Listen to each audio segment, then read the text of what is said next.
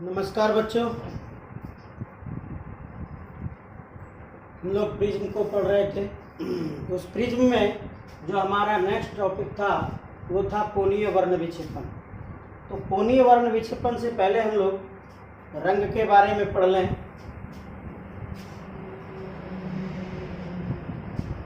प्राथमिक रंग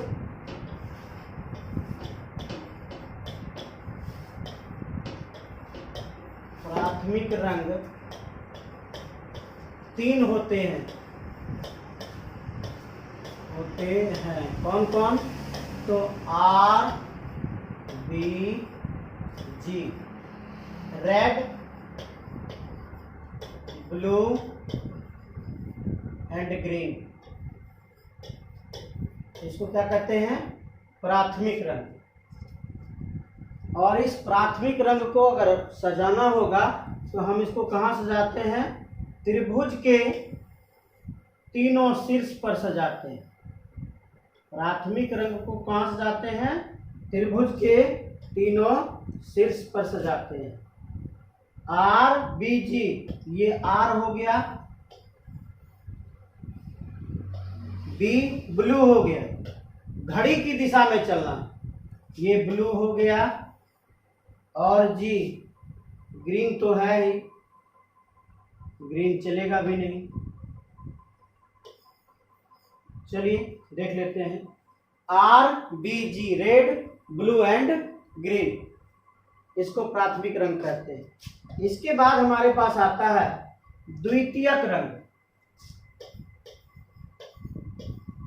द्वितीयक रंग, द्वितीयक रंग कौन कौन से हैं? Y M C, yellow, magenta, और सी से हो गया आपका सियान। तो इसको जो सजाते हैं, इसको शीर्ष एक भुजा जो है, भुजा के मध्य में सजाते हैं। द्वितीयक रंग को त्रिभुज के भुजा के मध्य में सजाते हैं। तो आर और जी के बीच में येलो को लेंगे। फिर घड़ी की दिशा में वाई एम और सी, वाई एम सी।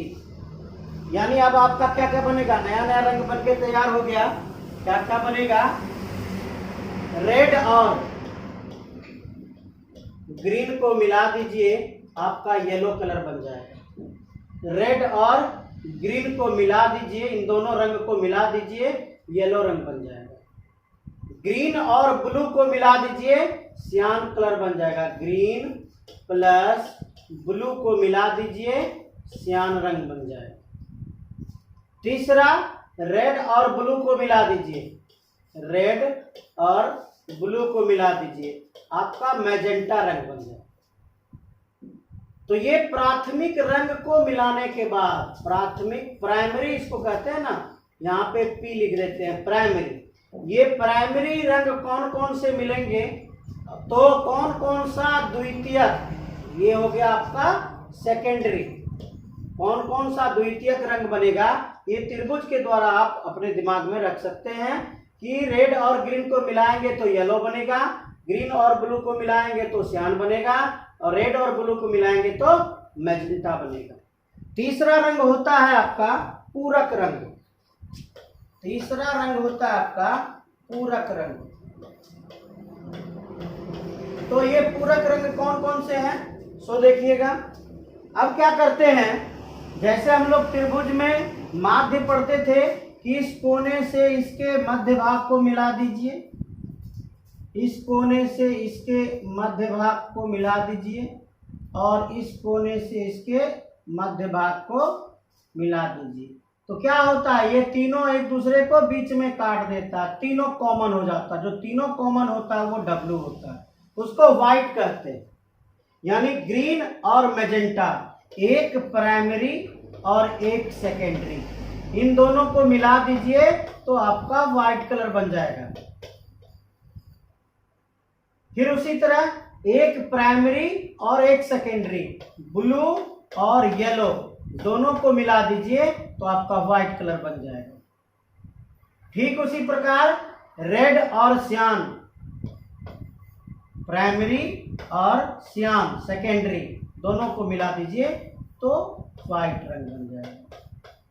तो इसको क्या कह देंगे? पूरक रंग कह देंगे। पूरक रंग के मिलने से क्या बनता है? व्हाइट कलर बन जाता है। फिर प्राइमरी रंग के मिलने से क्या बनता है? सेकेंडरी कलर बन जाता है। यानी प्राइमरी और सेकेंडरी दोनों मिलकर पूरक रंग बना रहे हैं। आपका प्राइमरी मिलके सेकेंडरी रंग को बना रहे हैं।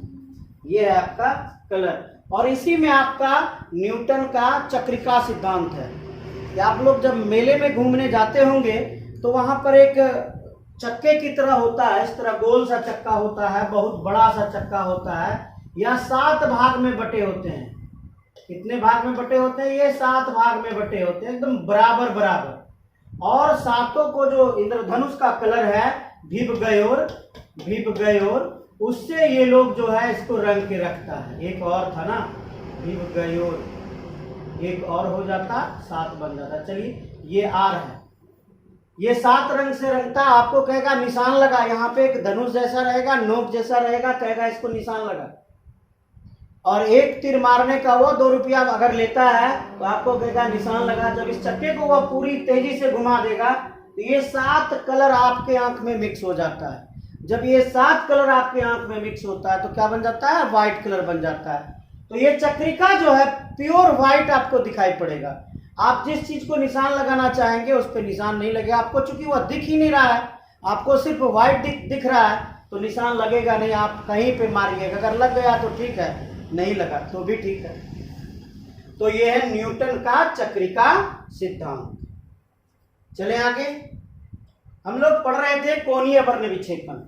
कोणीय वर्ण विक्षेपण में छोटा अगर आप परिभाषा लेना चाहें तो आप कह सकते हैं किन्हीं 2 रंगों के निर्गत किरण के बीच का कोण उन रंगों के लिए कोणीय वर्ण विक्षेपण कहलाता है। किन्हीं 2 रंग, ऐसा नहीं कि आपको क्या बोला कि डेल्टा V और डेल्टा R, ऐसा नहीं बोला वो, ऐसा आपको वो नहीं बोला है। तो किन्हीं 2 रंग को ले सकते हैं आप, किसी भी 2 रंग को आप ले सकते हैं इसके लिए। और जो भी रंग मिलेगा उन दोनों में जो महत्तम मान वाला विचलन कोण है, महत्तम मान वाले विचलन कोण में से न्यूनतम मान वाले विचलन कोण को आप हटा दीजिए। महत्तम मान वाले विचलन कोण डेल्टा V में से डेल्टा R को आप माइनस कर दीजिए। डेल्टा V में डेल्टा R को माइनस कर दीजिए। आपको क्या मिलेगा? महत्तम विचलन कोण में न्यूनतम विचलन कोण को माइनस कर दीजिए, आपको क्या मिलेगा? कोणीय वर्ण विक्षेपण मिलेगा। क्या मिलेगा आपको? कोणीय। तो आप कह सकते हो कि किन्हीं 2 रंगों के विचलन कोण के अंतर को, किन्हीं 2 रंगों के विचलन कोण के अंतर को क्या कहोगे आप? कोणीय वर्ण विक्षेपण कहते हैं। किन्हीं 2 रंगों के विचलन कोण के अंतर को क्या कहते हैं? कोणीय वर्ण विक्षेपण कहते हैं। अब उससे भी अच्छा हम आप इसको हम समझा रहे हैं, थोड़ा सा बस गौर कीजिएगा फिगर पर। तो क्या है फिगर इसका? आपको जो फिगर दिख रहा है वो देखिए डेल्टा V, ये डेल्टा V है और ये डेल्टा R है। तो डेल्टा V का मान सबसे बड़ा है, डेल्टा R का मान छोटा है। तो डेल्टा V में डेल्टा R को माइनस कर दीजिए, आपको थीटा निकल आएगा। और इसी थीटा को क्या कहते हैं?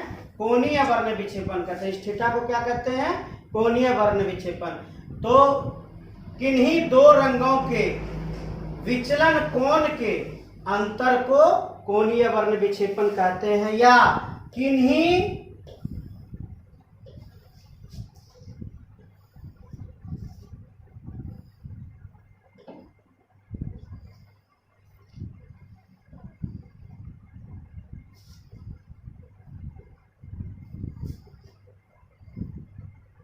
किन्हीं दो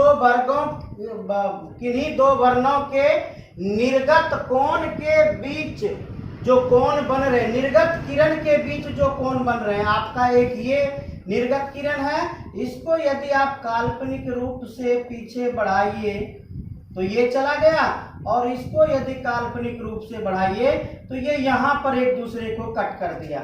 तो कट किया तो यहाँ पर जो आपका यहाँ पर कोण बन रहा है, इसी कोण को क्या कहते हैं? थीटा कहते हैं। तो किन्हीं दो रंगों के निर्गत किरण के बीच जो कोण बन रहे हैं, उसी कोण को क्या कहते हैं? कोणीय वर्ण विक्षेपण कहते हैं। तो यही थीटा का मान निकालना है। या तो आप थीटा का मान डेल्टा भी माइनस डेल्टा आर कर दीजिए, या किन्हीं दो वर्णों के विचलन कोण के अंतर से थीटा का मान निकाल लीजिए, या उसी दो वर्णों को पीछे की ओर बढ़ा दीजिए। वो जहां पर उसको कट कर देता है, वहां पर जो अंदर में कोण बन रहा है, उसी को क्या कह देंगे हम लोग? कोणीय वर्ण विक्षेपण कह देंगे। तो प्रिज्म में 2-3 सूत्र है, उस सूत्र को यदि ध्यान रखिएगा तो पूरा प्रिज्म उसी में पढ़ाई हो जाएगा। अब देखिए जैसे है कि ये डेल्टा आर है। डेल्टा आर मीन्स लाल रंग का तरंग दैर्ध्य, ये सबसे अधिक होता है, और सबसे कम कौन होता है? तो बैगनी रंग का तरंग दैर्ध्य सबसे कम होता है। आगे बढ़े, अगर इसको लेकर चलते हैं तो जो अपवर्तनांक होगा प्रिज्म का अपवर्तनांक होगा किसके लिए? लाल रंग के लिए, ये सबसे कम होगा, और सबसे अधिक किसका होगा? प्रिज्म का अपवर्तनांक तो बैगनी रंग के लिए। यही कारण है यह बैगनी को सबसे अधिक विचलित कर नीचे भेज देता है, और चूंकि सबसे कम अपवर्तनांक किसके लिए है? तो लाल के लिए है, इसीलिए इसका विचलन सबसे कम होता है और यह सबसे ऊपर रहता है। अगर इसमें देखेंगे तो जो विचलन कोण होगा लाल रंग का, उसका मान सबसे छोटा होगा, और विचलन कोण बैगनी का जो होगा वो सबसे बड़ा मान होगा। तो वही यहाँ पर हम लोग क्या कर रहे थे? बड़े मान में से छोटे मान को घटा रहे थे, तो हमें क्या मिल रहा था? कोणीय वर्ण विक्षेपण। यही कोणीय वर्ण विक्षेपण का सूत्र है कि कोणीय वर्ण विक्षेपण थीटा इक्वल टू डेल्टा भी माइनस डेल्टा आर। अगर हम इसको लेकर चलें इस सूत्र पे, हम लोग जो पतले प्रिज्म का सूत्र निकाले थे, डेल्टा मिनिमम का जो सूत्र निकाले थे, क्या मिला था?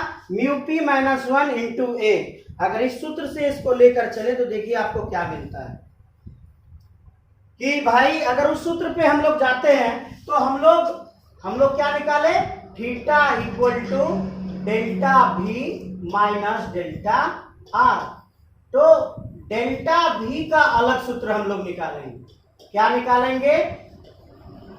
म्यू पी भी माइनस 1 इंटू ए।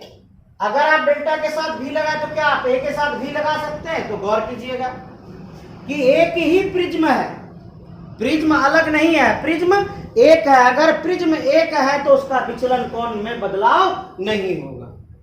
बदलाव किसमें होगा? वह प्रिज्म का अपवर्तनांक जो अलग अलग रंग है, उस अलग अलग रंग के साथ अलग अलग बिहेव करता है, इसीलिए प्रिज्म के अपवर्तनांक में बदलाव होगा। देखिए आपका ये सूत्र बन गया। और क्या?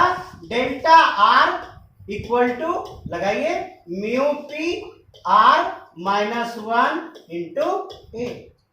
सेम चीज है। देखिए भाई, और हम लोग क्या जान रहे हैं हम लोग कि ये जो थीटा होता है, कोणीय वर्ण विक्षेपण होता है, थीटा इक्वल टू डेल्टा भी माइनस डेल्टा आर।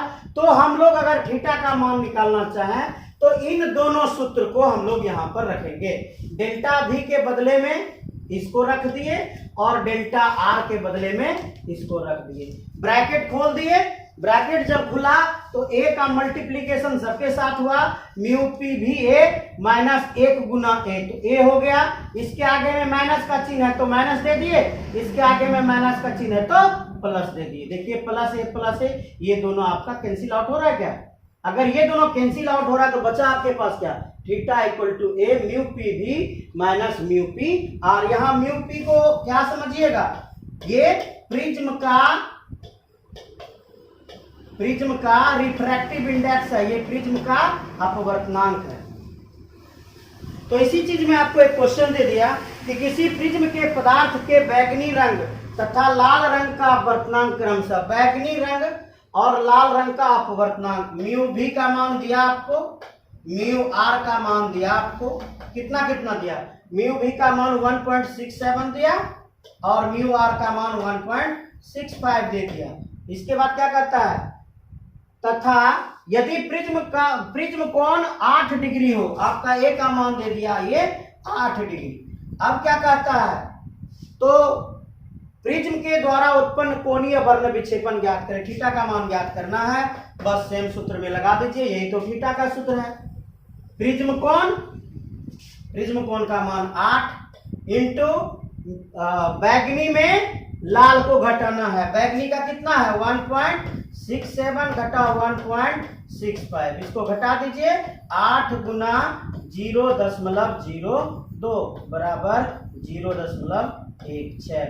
ये आपका क्या निकल गया, ये आपका कोणीय वर्ण विक्षेपण प्राप्त हो, यही आपका कोणीय वर्ण विक्षेपण का सूत्र। बढ़े आगे थोड़ा सा,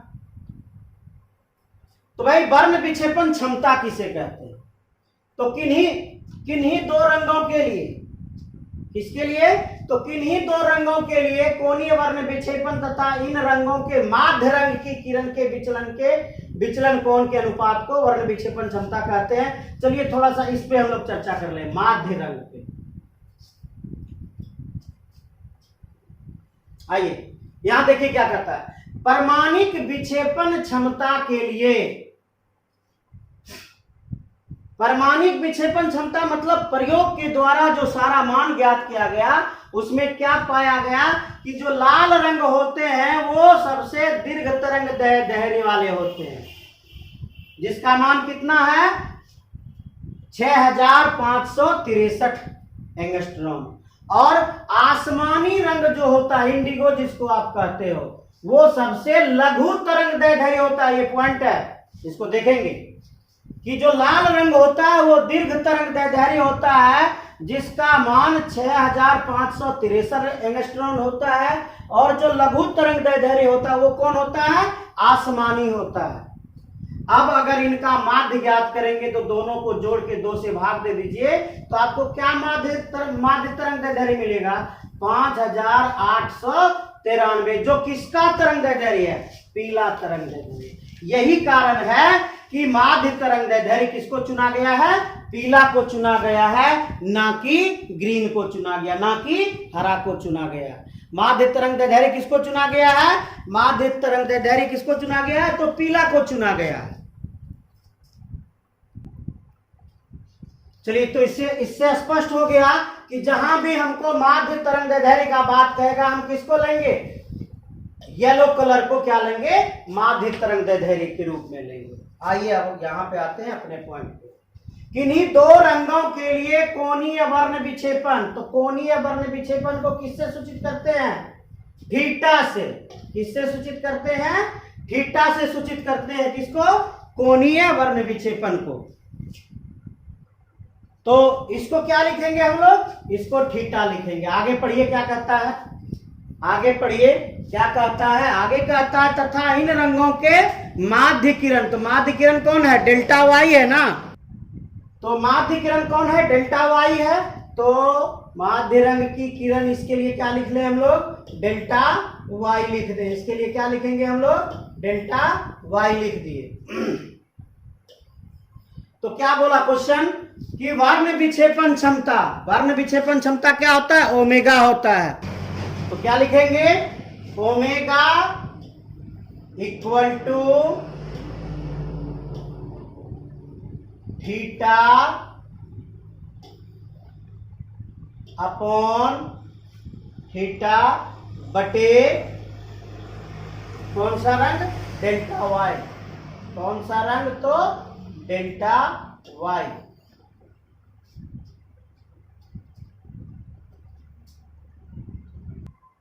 तो हमारा सूत्र पूरा हो गया।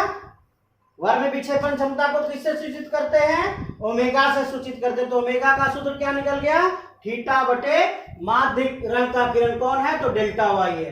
तो थीटा का सूत्र क्या होता है, ओमेगा इक्वल टू, देखिए यहाँ थीटा का सूत्र delta V minus delta R होता है, तो delta V minus delta R बटे यहाँ पहले से कौन मौजूद है, डेल्टा Y मौजूद है। हम लोग इसका सूत्र लिखेंगे, सबका अलग अलग सूत्र लिखेंगे। तो विचलन कोण का जो सूत्र होता है, यहाँ तो सूत्र पहले से डाला, omega equal to delta V minus delta R बटे डेल्टा Y, ये वाला सूत्र आ गया। तो इसमें जो है ना मान रख दिया, किसका, डेल्टा V का मान रखा। डेल्टा V का क्या मान होता है,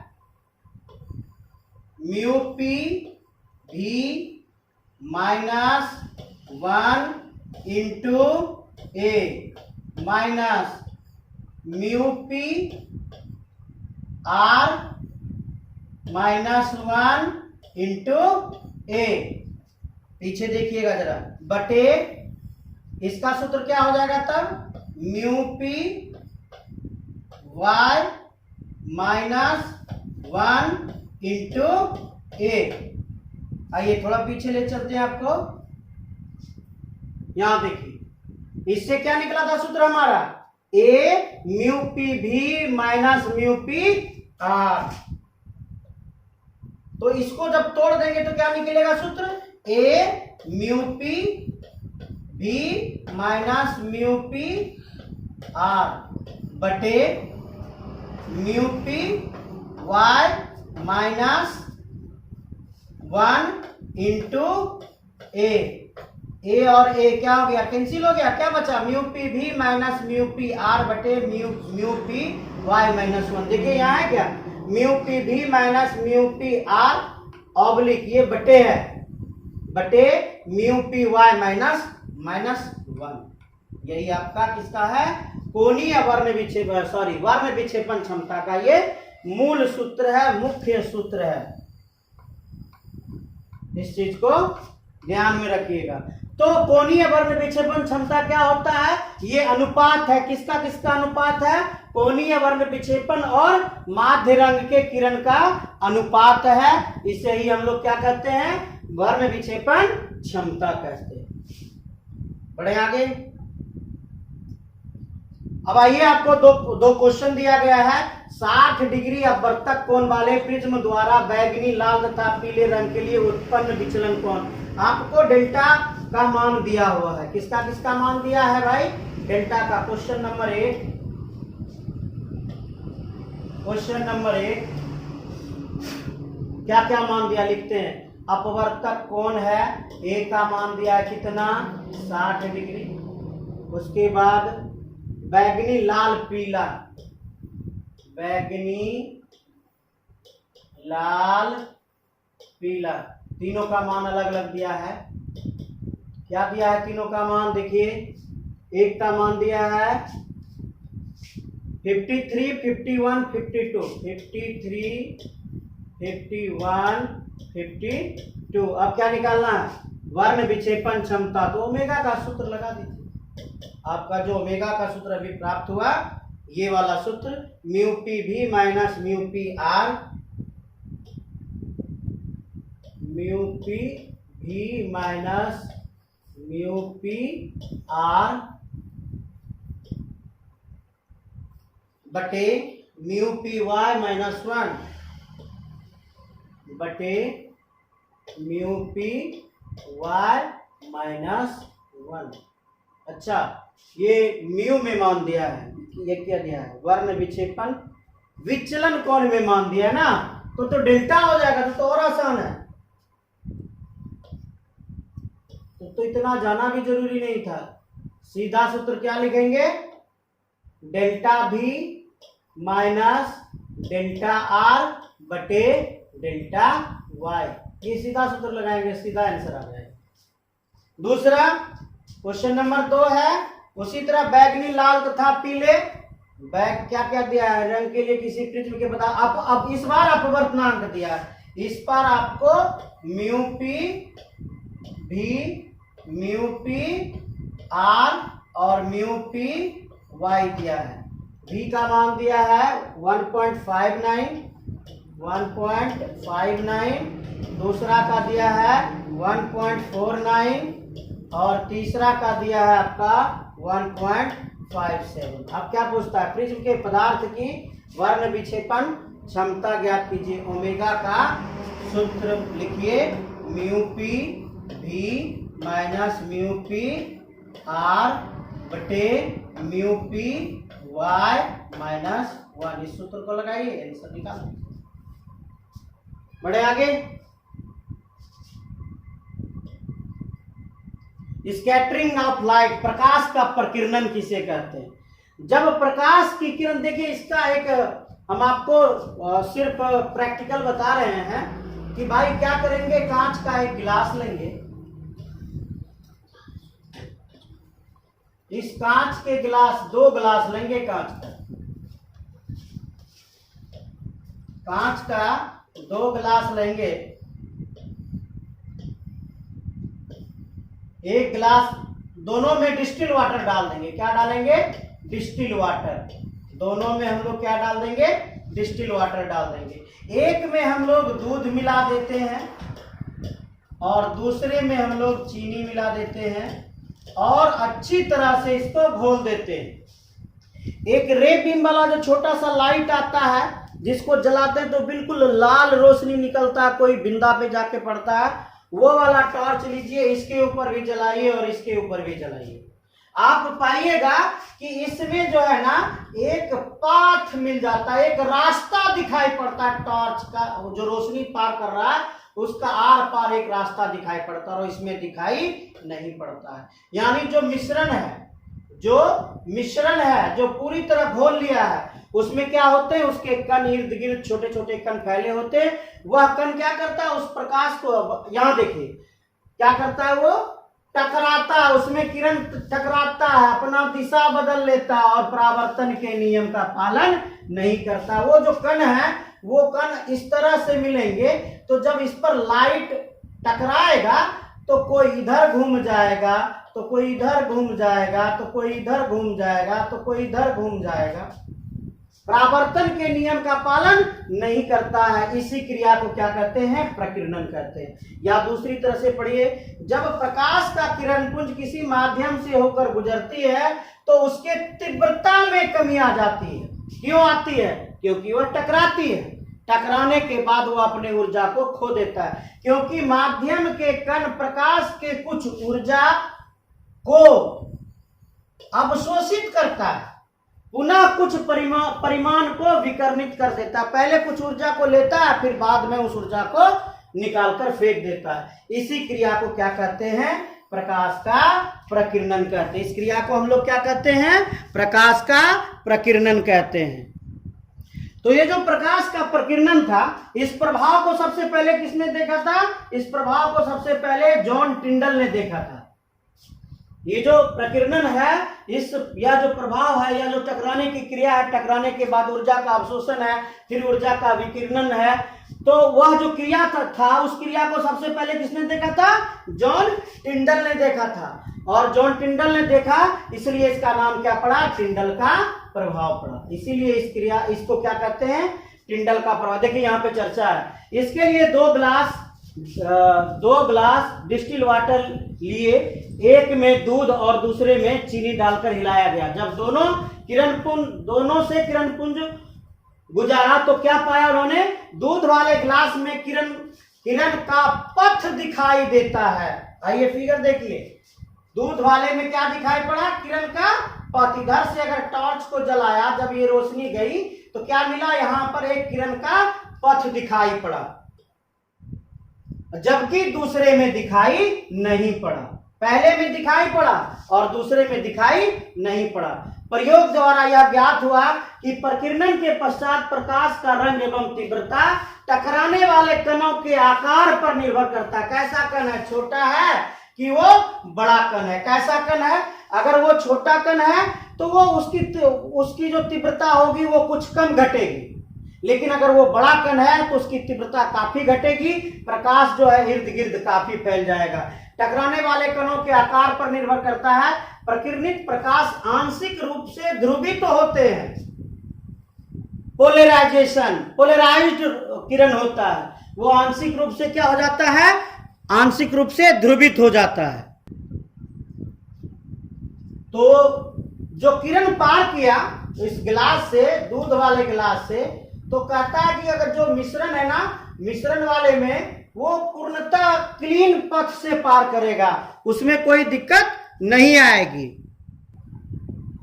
तो जो गिलास में दूध था उसमें क्या था, ये बिल्कुल आपको पथ दिखाई दे दिया था, क्योंकि यह पूरी तरह घुल मिल गया था। घुल मिल जाने के कारण जो पार किया प्रकाश, इस यह प्रकाश कैसा होता है, ध्रुवित प्रकाश होता है। कैसा प्रकाश होता है, यह ध्रुवित प्रकाश होता है। इसका गणितीय विश्लेषण किसने किया, लॉर्ड रेले ने किया।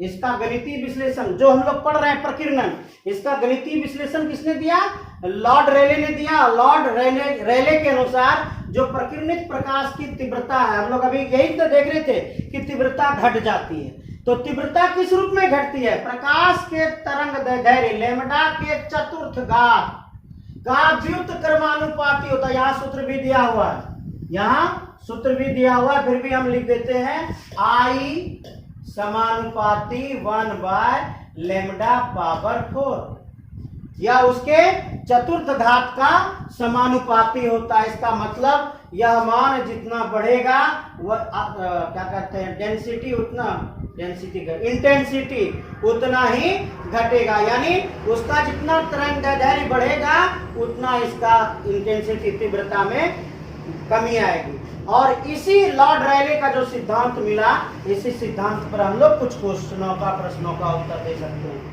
क्या है भाई, आकाश का रंग नीला क्यों दिखाई देता है? तो आकाश के रंग का नीला दिखाई पड़ने का कारण है कि जब सूर्य की किरणें आती हैं तो कहां से गुजरती है, वो वायुमंडल से गुजरती है।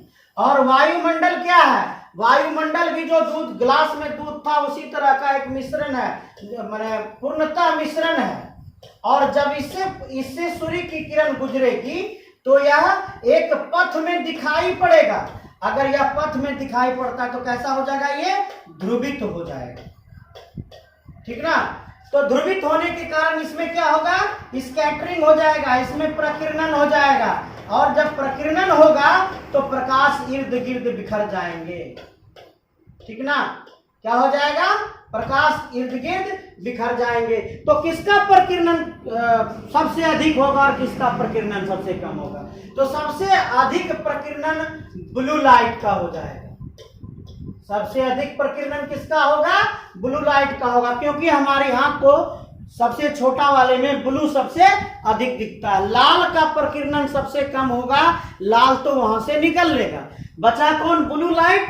ब्लू लाइट जो है पूरी तरह से, ब्लू लाइट जो है पूरी तरह से इर्द गिर्द फैल जाएगा, इस तरह पूरे जगह पर वायुमंडल में फैल जाएगा। जब हम आसमान देखेंगे तो वायुमंडल में हमें क्या दिखाई पड़ेगा, ये ब्लू रंग दिखाई पड़ेगा। आसमान तो है नहीं नीला, लेकिन इस जो ब्लू रंग पूरा फैला हुआ है, इसके कारण हमें क्या दिखाई पड़ता है, आसमान नीला दिखाई पड़ता है। तो क्या देखिए, तो वायुमंडल के कोलाइड होने के कारण, आप केमिस्ट्री पढ़ेंगे, केमिस्ट्री में कोलाइड जानते होंगे, कोलाइड होने के कारण सूर्य की किरणें प्रकीर्णित होने लगता है। वह रंग जो सबसे अधिक प्रकीर्णित होगा उसी रंग का आसमान दिखाई देगा। चूंकि नीले रंग का प्रकीर्णन सबसे अधिक होता है, यही कारण आसमान कैसा दिखाई पड़ता है, यही कारण आसमान नीला दिखाई पड़ता है। सबसे अधिक प्रकीर्णन किसका होता है, नीले रंग का होता है, इसलिए आसमान कैसा दिखाई पड़ता है, नीला दिखाई पड़ता है। और क्या कहता है, यदि वायुमंडल नहीं होता, ये जो वायुमंडल जिसको आप कोलाइड कह रहे हो, अगर यह वायुमंडल नहीं होता तो हमें आसमान कैसा दिखाई पड़ता, तो हमें आसमान काला दिखाई पड़ता, क्योंकि सारी किरणें अवशोषित हो जाती, सारी किरणें अवशोषित हो जाएगी तो क्या हो जाएगा, कैसा दिखाई पड़ेगा। यहां तो गलत लिखा हुआ है, तो आसमान काला दिखाई देता है, यहां पर काला लिखिएगा। अगर वायुमंडल नहीं होगा तो आसमान कैसा दिखाई पड़ेगा, काला दिखाई देगा। चलिए जी, सूर्योदय तथा सूर्यास्त के समय सूर्य लाल दिखाई देता है, क्यों? तो आप सीधा बात जानिए, सूर्योदय और सूर्यास्त के समय सूर्य की किरणें पूर्व में होगी सूर्योदय के समय, और सूर्यास्त के समय सूर्य पश्चिम में होगी। कैसी किरणें आएगी? तो तिरछी किरणें आएगी पृथ्वी पर। तिरछी किरणें आएगी तो लंबी दूरी को तय करेगी। लंबी दूरी को तय करेगी तो वायुमंडल से गुजरेगी। वायुमंडल से गुजरेगी तो जिसका प्रकीर्णन होगा वो तो छितर के इधर उधर चला जाएगा, लेकिन जिसका सबसे कम प्रकीर्णन होगा वह पृथ्वी तक पहुंच जाएगा। तो सबसे कम प्रकीर्णन किसका होगा? लाल का होगा। तो लाल कहां पहुंच गया? पृथ्वी पर। हमारी आंखों में कैसा रंग पहुंचा? लाल रंग पहुंचा। तो हम क्या कहेंगे? सूर्य कैसा है? सूर्य का रंग कैसा है? लाल है। तो इसी यही कारण है कि सूर्योदय और सूर्यास्त के समय सूर्य का रंग कैसा दिखाई पड़ता है? लाल दिखाई पड़ता है। आइए, इस समय सूर्य की किरणें तिरछी होती हैं। इस समय सूर्य की किरणें कैसी होती हैं? तिरछी होती हैं, और तिरछी होने के कारण लंबी दूरी तय कर इसको कहां पहुंचना पड़ता है? पृथ्वी के सतह पर पहुंचना पड़ता है। प्रकीर्णन के कारण जो किरण सबसे कम प्रकीर्णित होगा वह दूर तक जाएगा। जिस किरण का प्रकीर्णन सबसे कम होगा कितनी दूरी तक जाएगा? लंबी दूरी तक जाएगा। और लाल रंग का जो किरण है, जिसका तरंगदैर्घ्य महत्तम होता है, वह सबसे कम प्रकीर्णित होगा और सूर्य लाल रंग का दिखेगा। यही इसी कारण लाल रंग को खतरे का रंग। दूसरा क्वेश्चन इसमें और घुसा हुआ है कि भाई लाल रंग को खतरे का रंग क्यों लिया गया है? तो लाल रंग का तरंगदैर्घ्य सबसे अधिक होगा, इसका प्रकीर्णन सबसे कम होगा या लंबी दूरी तक दिखाई देगा। खतरा दूर में महसूस हो जाए, लोग खतरे से दूर रह जाए, इसीलिए हम लोग लाल रंग को खतरे का रंग लिए हुए। बादल का रंग सफेद क्यों दिखाई देता है? बादल का रंग कैसा होता है? सफेद होता है। तो बादल का रंग सफेद होने के कारण क्या है? बादल असंख्य बूंदों से मिलकर बना है। कई छोटी छोटी ड्रॉपलेट जो होते हैं वो ड्रॉपलेट मिलते हैं तो क्या बनता है? बादल मिलता है। और वो जो ड्रॉपलेट होते हैं उसका तरंगदैर्घ्य माध्य किरण के जैसा होता है, वाई डेल्टा वाई की तरह होता है, येलो के तरह होता है। अगर येलो के तरह होगा तो क्या घटना घटेगी? वह सभी किरणों को समान रूप से परावर्तित कर देगा, प्रकीर्णित कर देगा। सभी किरणों को वह समान रूप से प्रकीर्णित कर देगा। तो सातों के सातों किरण पूरे आसमान में बिखरे पड़े हुए होंगे। जब पूरे सभी सातों रंग, हम जब आसमान की ओर देखेंगे तो हमें कितने रंग दिखाई पड़ेंगे? हमें वो सभी सातों रंग दिखाई पड़ेंगे जो हमारे आंखों में मिक्स हो जाएगा। मिक्स होने के कारण कैसा रंग बन जाएगा? वो उजला, क्योंकि श्वेत किरण 7 रंगों से मिलकर बना है। वही चीज है कि इसका तरंगदैर्घ्य कितना होता है? 5000 एंगस्ट्रॉन होता है। किसका? ये जो बूंद होता है, यह क्या करता है? उसको जो माध्य का तरंगदैर्घ्य या सभी रंगों के किरण को समान रूप से क्या करता है? प्रकीर्णित करता है। तो सातों रंग आसमान में बिखरे पड़े होते हैं। सातों रंग जब हमारी आंखों को दिखाई पड़ता है तो हम लोग क्या करते हैं? यह कैसा रंग है? यह उजला रंग है। आपका मोटा मोटी ये पूरा चैप्टर खत्म हो गया। आपको एक टॉपिक बचा इंद्रधनुष, जो मुख्य टॉपिक है उसको अगले टॉपिक में हम पढ़ा लेंगे। धन्यवाद।